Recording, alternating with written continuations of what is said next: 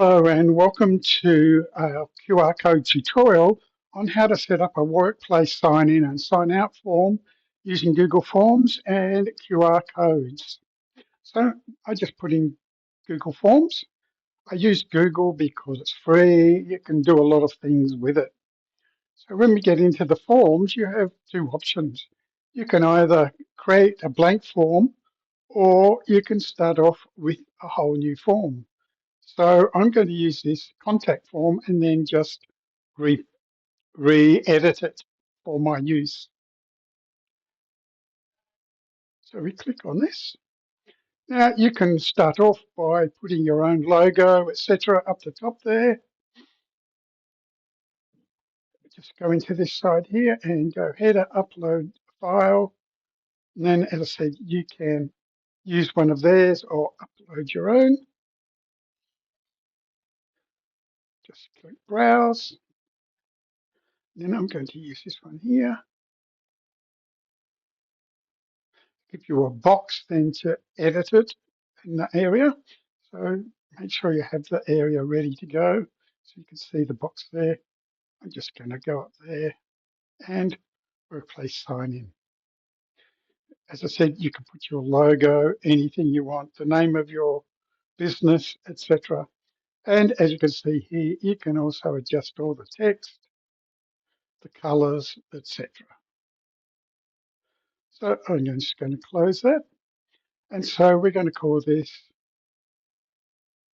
so I'm just going to call it QR codes login /out. And then put in some information here. There you go. So this could be a construction site, a factory, anything you like. And as I said, it's free, so it's great. I like to put in here full name. And as you can see, you can have required here. So if we go into settings, before we go any further, you can make this a quiz, responses, or we can have a look in this presentation and we want to show the progress bar. We don't want to shuffle. You can link to other information. You can do restrictions, disable autosave for all respondents. We can say we want to collect our email address, which I like to do. So just put it there or not. And then here, make questions required by default. So we can do all those things. And we'll have a look at responses once we filled out the form. So we've got our full name, we've got our email required, and we just use a short answer. As you can see, there are lots of things you can have here. So if you wanted to make this for different sites, so you might have one in Sydney, one in Melbourne, one in Adelaide, you can then add the sites in multiple, and then it will have a tick box, so they just tick which site they're going into. So that makes it really good for multiple sites, and you can use check boxes, drop downs, etc. if you need them to upload a form of some sort or information. Some people have got them to upload a photo of their driver's license or something like that. You can do that as well. I don't need their address, so I'm just going to delete that one. So I've got their name, their email, I got their phone number and comments. So comments is just if they want to make any details.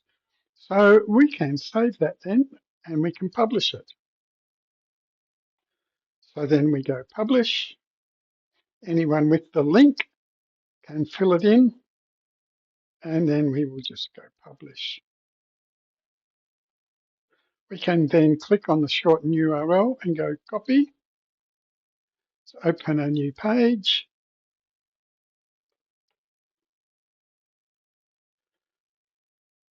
And here it is live. So I put in here my full name. Oh, I forgot one thing. We need to add one more. And so we just click on this puff. And this is log in, and then enter, log out.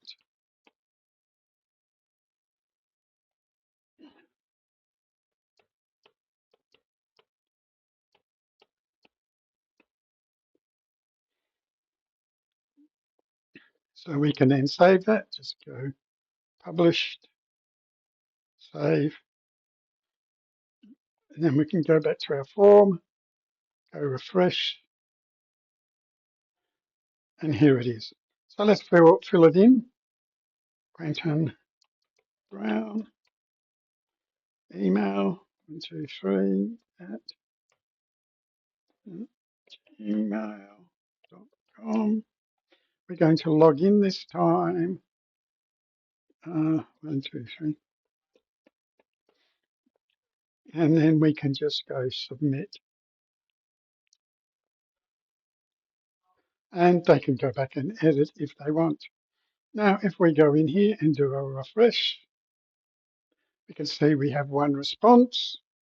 You can go into that response and have a look at it. Here's all the information. We can click on here, link to sheets, and we want to create a new sheet. Create.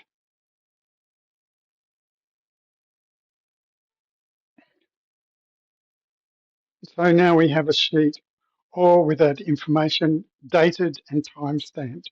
And so we can see that's the login. Now, when I go back in and log out, I'll be able to see that on there as well.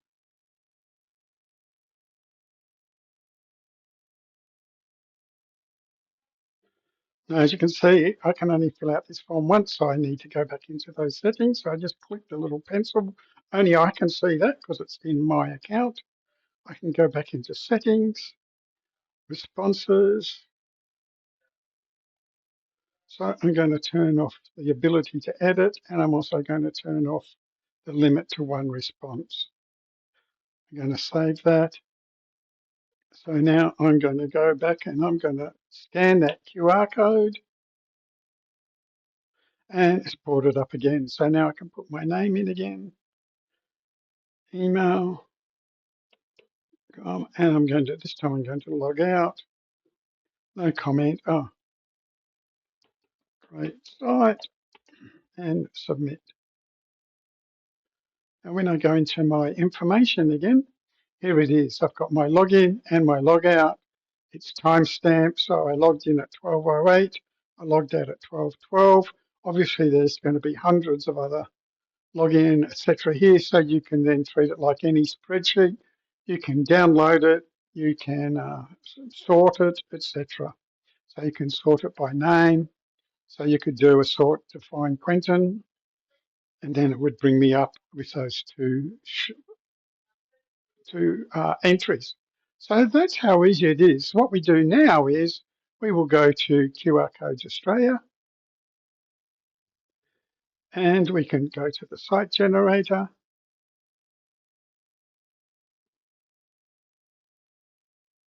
Just scroll down and we're going to put that link we created in there. There's the QR code, click save, and then you can download it.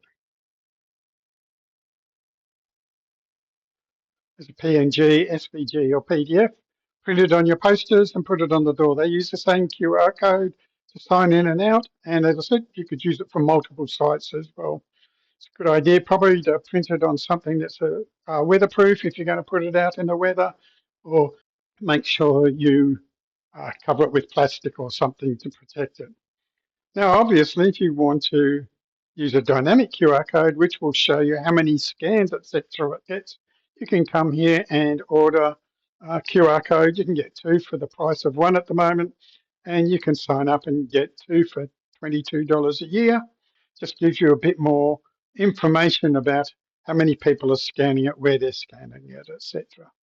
And that's really good, especially for if people are going to scan it or use that URL and they're giving it out to their mates or something like that, so they can go home and then say they signed off, and you'll see, oh, well, you didn't sign off at the site. You signed off somewhere in the burbs or something.